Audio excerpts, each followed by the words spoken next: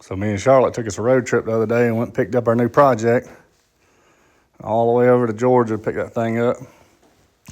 So if you're gonna go buy a 69 Charger, you kind of got to get it from Georgia. Check this gas cap out.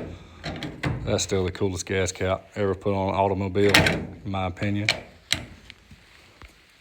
Spent all day today lining up body panels, playing with stuff. Check out this. That's about as good as I could get that, man. All around that line down there. Take that fender off, play with it. Finally got this hood shutting down. That hinge was bent, I had to straighten it out. Well, there's a guy was putting this thing together. He done all sort of stuff to it. He put all this sound deadening in it. It's got new floors all the way from the firewall all the way to the taillight panel in the back. It's new. It's got this vintage looking radio. It's got Bluetooth and all that in it. All kind of new stuff still left to go in the dash. It's got vintage air up under the dash. It's got Willwood disc brakes on all four corners. Tubular K-member. QA1 suspension goodies all in the front. Still got slapper bars in the back. I think I'm thinking about going to 4-link in the back. They make a kit to do that. I don't know if I will or not. This was originally a 318 car, but been switched out. This is a 318 4-speed car. Somebody's put a 383 in it. Still going together. I don't think it's ever run in this car, but it's got a new painless wiring harness going in. We gotta figure out this rat nest of wires everywhere. Get everything plumbed up. It's got MSD. All the goodies. Got a set of headers coming next week for it. See if y'all can figure out what color I'm gonna paint it. I'll let you look at the wheels. That'll help you figure it out. These got dropped off today. Those that know will know. You see those wheels on a Charger, you know what we're doing. That little horn right there might be a hint too. Y'all keep following along. I'll put some more videos up as I start putting it together. Got stuff, all kind of stuff ordered for it coming in. This is a whole bunch of the stuff that come with the car. We got grills and bumpers and trim and all sorts of new stuff, all sorts of old stuff. That's all the glass for the car. That's the new seats for the front. Kind of wish I had the originals, but those are pretty cool too. It's actually a console car. So it had a 4-speed in it, so it's got the console, the manual console, but it's going to go floor shifter automatic. I'm going to try to use that console. We'll see how it works. But that's that iconic grill right there. A little peak on it. All that trim's been taken off. I'm going to get it all polished up and put it all back on. At least the parts of it I want to put back on. I think I ain't going to run these kicker panel or whatever rocker panel deals. But yeah, that's it. Y'all keep following. See us put this thing together. Back out here working on the Charger.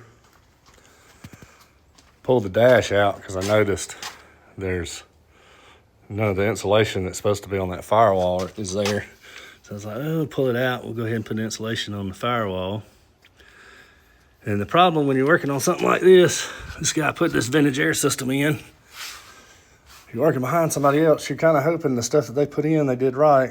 And he's got this stuff in final. He's already put the gump around these fittings.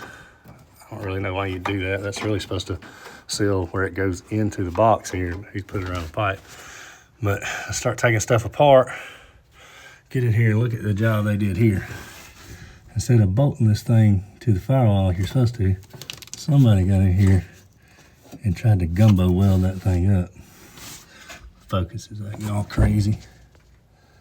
But I don't know if y'all can see that. It's pretty much trash. So now I got to figure out how to cut that out. And then I got over here, got to looking. And over there, where the parking brake is supposed to be bolted to the firewall, somebody got in there with their welder too and just did a hack job.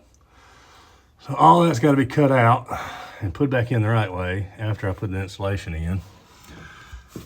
It's frustrating, man. You spend this much money on something, you kind of expect a little better than that, but you know, you are working behind somebody else, It's just, it doesn't matter how much money you spend on all the parts. If you butcher it when you put it together, you really ain't getting no further ahead. So you gotta pull all that junk back out. Got this vintage air box off. You see that booger weld job they did? And look at this bracket. That would have been annoying going on the road. It's really just, you drill 2 holes and thread the bolts in. Like it's not that hard to do it right, man. It ain't like you didn't have to have all this out already. You're in here, you know what I mean? There is a MSD box outside the firewall somewhere, but I'll take it off and drill me some holes, put some bolts in it. Simple and easy, man. Just do it right. I don't know what's behind it holding it off the firewall or something. Holding it away a little bit, but we'll get that Zeus together and go from there. All right, I got the bracket off. It literally just broke off. And then I got to looking. I was like, man, I'm gonna have to mark these 2 holes in there and drill me some holes in the firewall. And then this bolt right here, this nut coming through with a bolt with a nut on it right there, kind of in the way of it sitting flush. And this is a block off plate that's bolted through the firewall, and these are studs that are welded on the back of it with nuts in it. I'm pretty sure that piece is there from Vintage Air. Pretty sure they give you that and this piece up here to seal up your firewall, because everything mounts internal with the Vintage Air system. So I'm like, that's weird that they didn't think about that bolt being in the way. So I ripped it off and I got to looking, and they did. And if you look, they had this thing mounted right there. It wouldn't sit flush, and they tack welded it in or gumbo welded it, whatever you want to call it. But if you just move the dang thing to here, look at there. It's already got holes drilled. It's got clearance for that nut, and the thing just bolts right up. So instead of putting it where it's supposed to be, they moved it over to here and made a big problem for themselves. It's like, man, just read the damn instruction manual. This Vintage Air stuff's like really high quality, good stuff. It's just you got to put it in right, man. That thing, after I clean that weld up a little better, that thing's gonna sit flush right against that firewall. I'm gonna throw a couple bolts in it. I'm gonna come back with my insulation over the top of this and then mount the box to it. And really the only thing I'm gonna have to change is up here. My bad. You're supposed to put 2 self-tapping screws on this front bracket. Well, hell, I can just move it over and put 2 new self-tappers in it, and wham bam, it's mounted correctly. It's like they worked harder to butcher it than they would have to just put it in. We get done with that, now I gotta go over there and figure that mess out, and then get all my stuff mounted that I gotta mount before the installation. It's like take a step forward and take 10 steps back at this point, but it's coming along. All right, there we go. Got it bolted up. No more rattling. No more goofy looking weld. Put me a coat of paint over all that weld on the firewall that they had done. But she's solid now. Just do a bolt in the top, bolt in the bottom. Good to go. Now I gotta go over here and see what we can do about this parking brake. You can see that same fella got a hold of it with the welder right there. So that'll be fun. All right, we got over here on this side, started pulling this apart. Cut all this junk off the firewall. Look at that weld, man. I don't know who it was that got a hold of this with the welder, but they need to quit. Sometimes it's okay to just, ask for help. I'm guessing those bolts being broke off, they didn't want to knock them bolts out and put bolts back in it, so he just stuck it on the firewall and welded it to it. But I got it out, now I gotta grind that weld off, cut them bolts out. I'll probably weld the bolts to this so it'll work like the factory. I'll stick it through and throw nuts on the other side. But I'm gonna leave it out right now so I can insulate this kick panel. Insulate up here. I gotta fill this hole in. It's where the old air conditioning stuff used to bolt up in there, I think. But I'm gonna block that off, fill in all these holes, insulate all the way across, insulate over top of that bracket that I bolted in. I'm just gonna put the insulation right over it, all the way to that side, and then all the way up here to basically up to the windshield. It's gonna all be insulated down. Tie in with the sound deadening down here. So I'm gonna put like the heat plus sound deadening on the firewall all the way down to where the carpet goes on.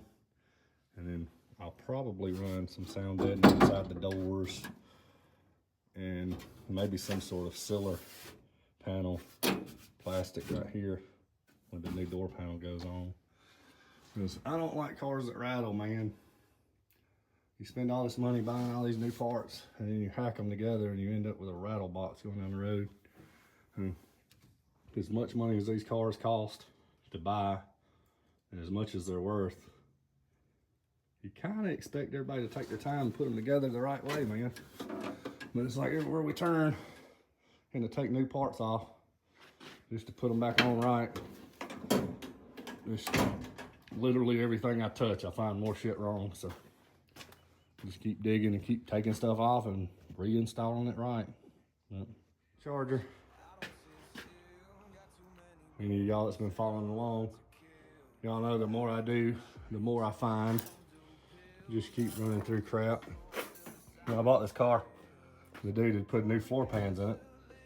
And I should have known, given how he did with the rest of the work, the floor pans were trash too. It's brand new floor pans, but I got it, already had the sound deadening on it, so you really couldn't see the welding or anything. But as I got up under the car and started looking, you can see, sorry about the camera, it's all jacking around. Where it's supposed to be welded, spot welded to this deal, none of the spot welds held. That whole piece is just loose. All the way around, just big gaps. So now I gotta figure out how to get that floor pan to sit down on that cross member and weld it in. And I think I'm gonna drill me a hole right here through all of it, put me a long bolt and a nut, and then I'm gonna go through and drill holes through the sheet metal in the floor, but not through the cross member. Just go through the sheet metal down through here on both sides of this cross member, and then tighten up the 2 bolts I put in on either side, pull the floor pan down to it, and then come in on top and spot weld all the way down through there on both sides, then take my bolts back out and spot weld in the bolts. And that should attach it. But then I got to looking at this cross member and the hackery that this is. Look at this. I don't know if you know anything about Mopars, but that's not how that's supposed to work.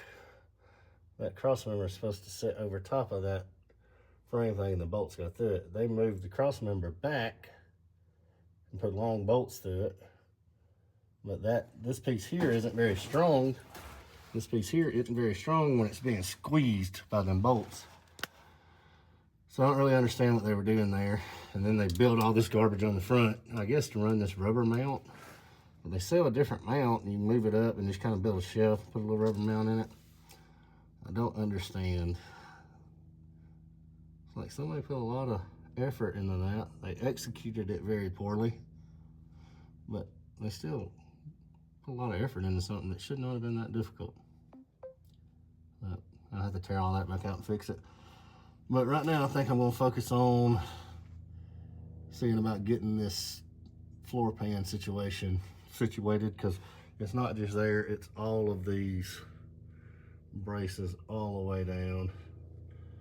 This guy could not weld to save his life. Everything he welded is trash. Up here where it mounts to where the new pans meet the firewall actually seems pretty solid. That may be the best section in the whole car. It ain't perfect, but it's a heap better than the rest of the garbage he did. That side's the same way, all the supports. Then we'll drill holes, put bolts through it, pull it up tight, then spot weld it in. And then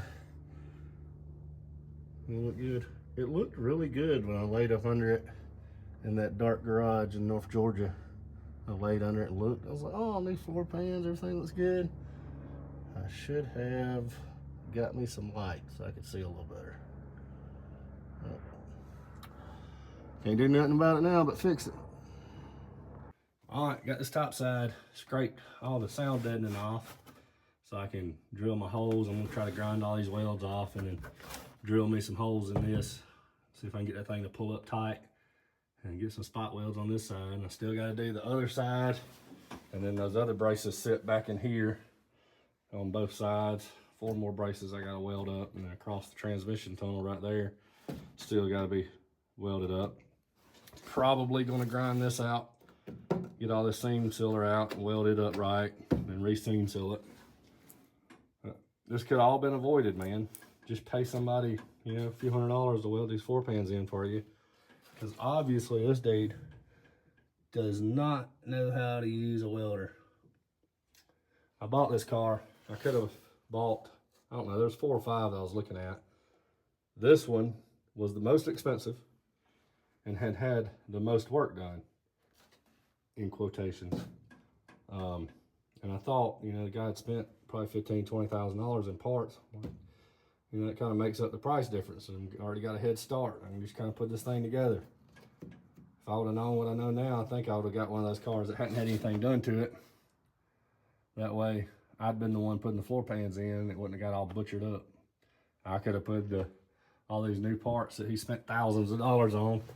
It's all hacked to pieces. If you'd had somebody doing it that halfway knew what they were doing, you know, this car would almost be done by now. But, you know, shout out to Vintage Air. I called them today. I was missing a bunch of stuff that had got broke and butchered all up. And they were real helpful. That guy was pretty knowledgeable. Mark hooked me up with everything I'm gonna need. I think I got the Vintage Air sorted now. I'll be able to put it back in and get it bolted in right and get it wired and plumbed and everything it needs. So I'm pumped about that. So just trying to find all the hardware and all the little bolts and nuts, man. It's a headache, but what are you gonna do? Can't do nothing but fix it. Out here late at night working. I got some packages in for Classic Industries today. This one's kind of exciting, so I figured I'd open it and show y'all. It's my decals. Hold on a minute, I'm gonna get it unraveled. All right, there it is. The lights are a little goofy, but it kind of reminds me of when I was a kid. I used to make models of this car, and this is kind of how the decals would come, just way smaller. So it's got the 01 for the doors, the General Lee, the flag. So even got the little ones for the deck lid on the back. But there it is. So now it's official, I guess. My other box from Summit coming in tonight too. My 3-inch exhaust. Be 3-inch from the collector all the way back. Y'all gotta breathe good, man. All the sound route. These mufflers come in the other day. About to see all the way through them. Yeah.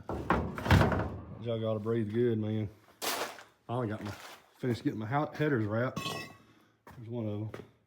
I always leave them a little short from the end because the way I put my headers on, these, anybody that mess with these a whole lot, you know how hard it is to get that flange to not leak. So what I've always done is I just take a buzz saw or a bandsaw and cut that off. And I'll weld it directly to the pipe. No joint, can't leak if it don't have a joint there.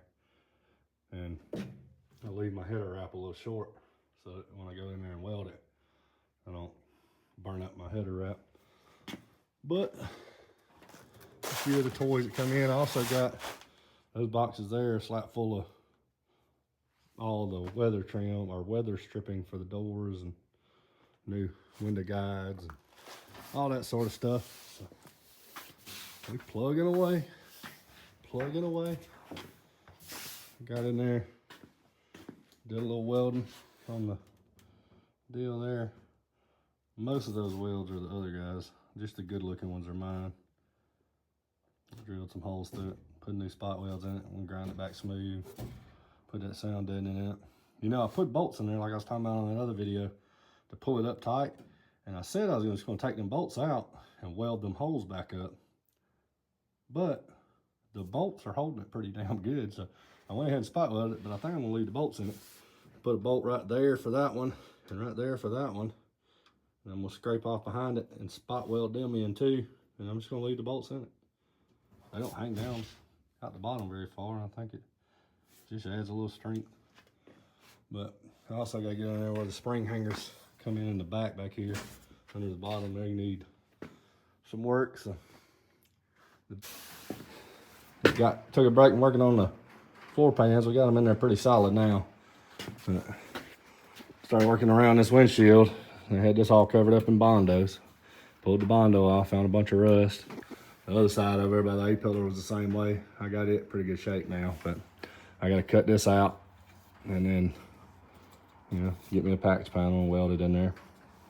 I had this seam right here covered in lead. All this is lead. I gotta get the rest of that lead out, but gotta get a patch panel made and get it welded in. You know, every time you turn around, you find something new on this thing. It's harder because somebody covered it up with Bondo and tried to pass it off as already being done. Whoever did all the Bondo work's actually pretty decent at Bondo, but dang, it's made it more difficult. I'm just gonna have to take apart everything and check it all, because you don't know what's screwed up and what ain't. But you gotta find me some metal, cut me out a plug, weld in there. All right, I went around to melt some metal. That's a piece of a hood off of about a 79 C10 or K10 Chevrolet pickup. So all y'all square body guys can whine a little bit more. Everybody's been griping about my truck sitting outside there. How come I'm not working on that and I'm working on this? I am a square body guy, but when you've got a 69 Charger, man, sometimes the square body's got to wait, you know what I mean? Now I just got to hack this out, so y'all stand by.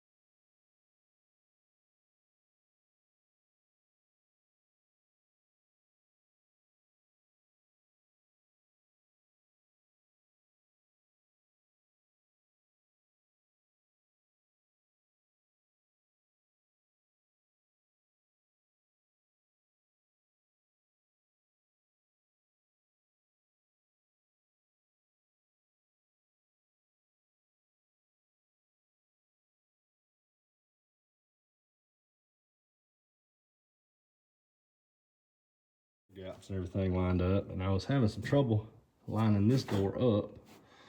I couldn't get it up high enough in the front and in good enough to close this gap up.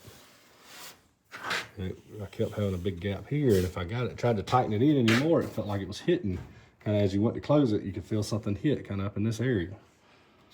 So I got to digging, and like always, somebody covered up a bunch of rust. So this piece of weather stripping was laying in here, kind of like right there. I pulled it off. And noticed somebody had just filled this whole hole. Look at that, that's big enough, you almost fit your fist in it. Somebody had filled that up with Bondo, and it was too thick and was holding that piece of weather stripping out and wouldn't let the door shut right if I tried to line it up. It was shutting fine.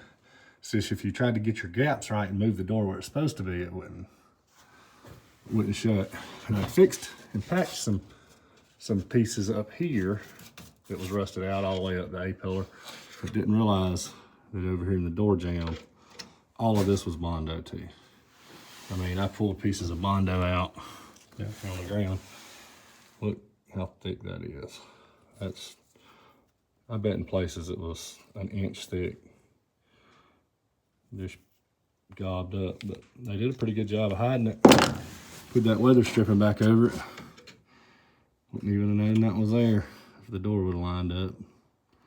So I'm gonna get this piece of trim here off. But in order to get it off, I gotta get this quarter glass down, and of course the actuator motor doesn't work in it, so I gotta take the regulator and everything out to get that piece of glass out so I can get this piece of trim off so I can see how much further up here the Bondo goes.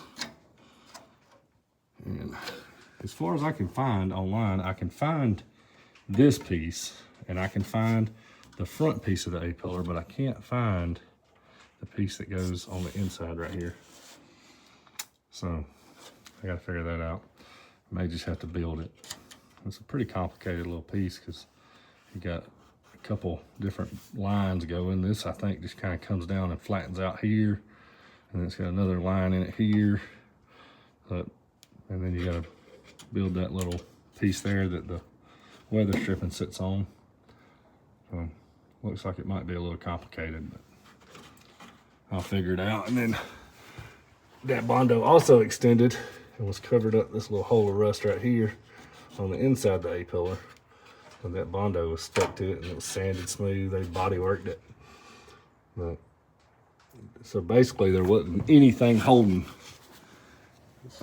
other than this one little strip right here, because the inside was rotted out, the outside was rotted out. And this little bitty strip of metal right here was the only thing holding the A-pillar on this car when I bought it. And he had body worked it and finished it. So if I hadn't dug around and went to digging into it, I would have been driving this thing down the road, and the only thing holding the front of this roof up would have been about an inch of steel right there. Yep, that gives you warm and fuzzy feelings, man. I'd have gotten a wreck, had somebody riding with me, you know, could have been bad. I was planning on hauling my kids around in this car, man. That's crazy. I still need to clean up my welds here. They look like junk, but bubble gummed them in. It's gonna look all right when I get done. It's definitely a lot stronger than it was, and all that patched up. I get this patched in, and it'll be as strong as it was from the factory, but maybe a little better. But that kind of stuff will piss you off, man. All right, here we are working on this hole. I'm gonna try to break this down into sections, tie these flat pieces in. Just bring this flat piece down, tie it in, bring this flat piece down, tie it in, put this channel in, tie it in, weld it together on the seams, try to tidy it up, you know, do the best I can with it. From the factory, this piece comes down and overlaps this piece down to about right here. And I think I'm gonna do that again. I think I'm just gonna overlap it. I don't like doing that.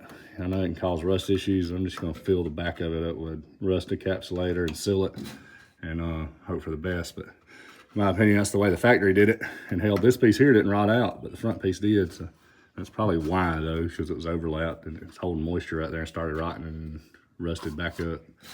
But we'll get it all fixed up.